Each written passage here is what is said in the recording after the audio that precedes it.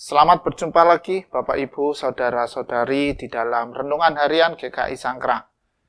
Sebelum kita memulai renungan pada hari ini, ada baiknya kita akan berdoa dulu. Mari kita berdoa.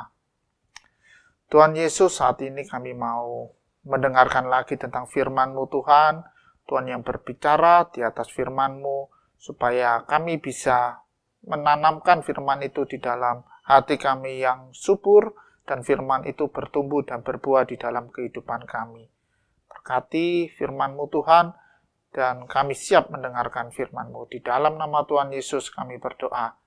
Amin. Bapak Ibu, mari kita akan membuka Alkitab kita. Kita akan merenungkan dari Amsal 3 ayat 3. Saya akan membacakan. Janganlah kiranya kasih dan setia meninggalkan engkau. Kalungkanlah itu pada lehermu, tuliskanlah itu pada loh hatimu. Sekali lagi saya akan membacakannya.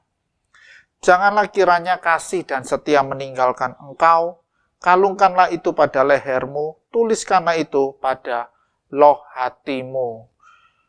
Kenapa kok di sini penulis Amsal yaitu Salomo, dia mengingatkan kita, janganlah kiranya kasih dan setia.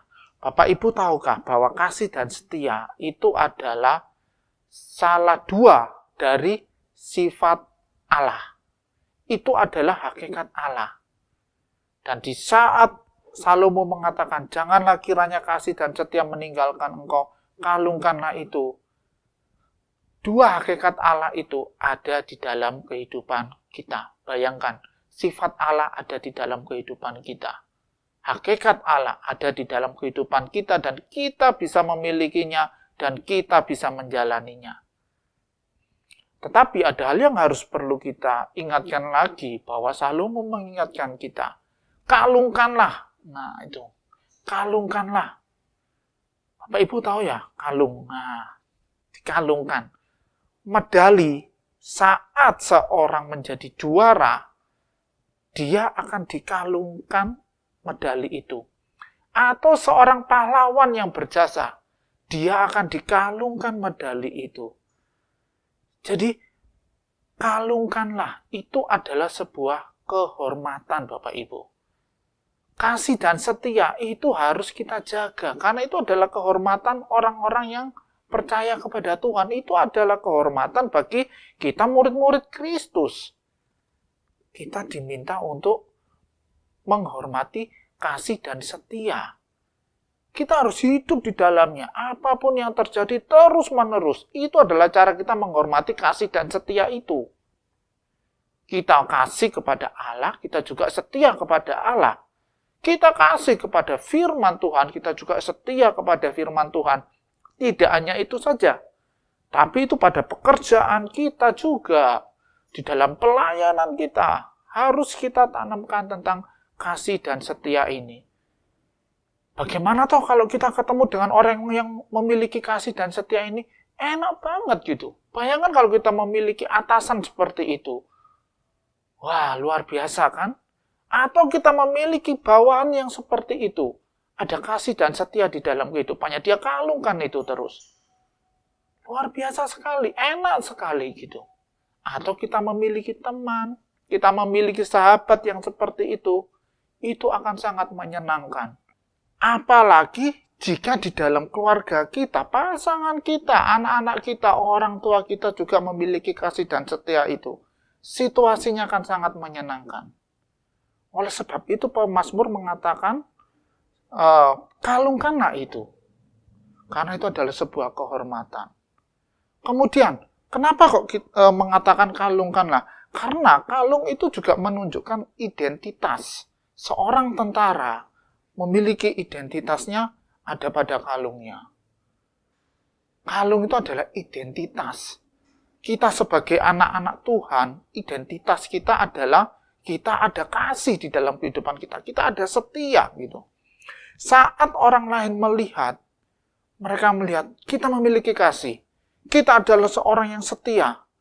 Mereka akan tahu identitas kita. Bahwa kita adalah anak-anak Tuhan.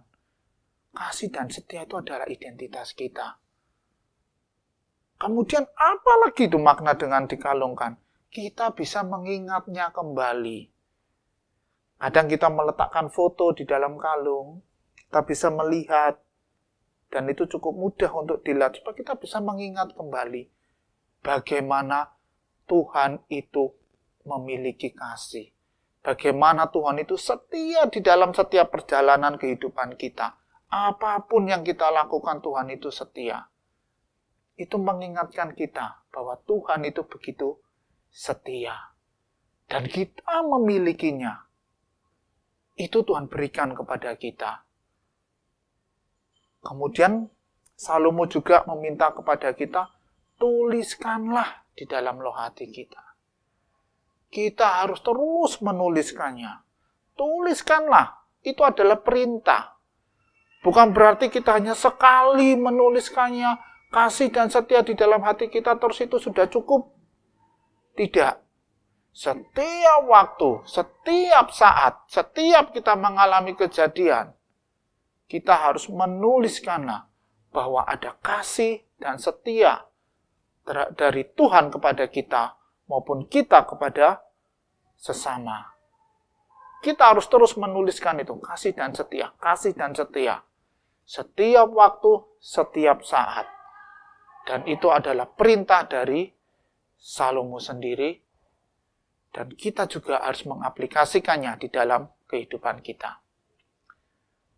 Sungguh luar biasa bahwa hakikat Allah ada di dalam kehidupan kita. Kasih dan setia. Dan kita harusnya bersukacita. Karena ternyata Allah bisa juga hidup di dalam kehidupan kita. Mari kita akhiri dengan doa. Tuhan Yesus, kami sudah belajar tentang kasih dan setia dan bagaimana kami harus melakukannya di dalam kehidupan kami ya Tuhan. Dan biarlah saat kami terus menuliskan setiap kisah kasih dan setia di dalam hati kami Tuhan, kami terus mengingat bahwa kasih dan setiamu terlebih besar dari apa yang kami berikan Tuhan. Kami mau hidup kami lebih baik lagi dan kiranya Tuhan beserta dengan kami dan Tuhan memberkati sepanjang kehidupan kami ke depannya. Di dalam nama Tuhan Yesus kami berdoa dan bersyukur. Amin.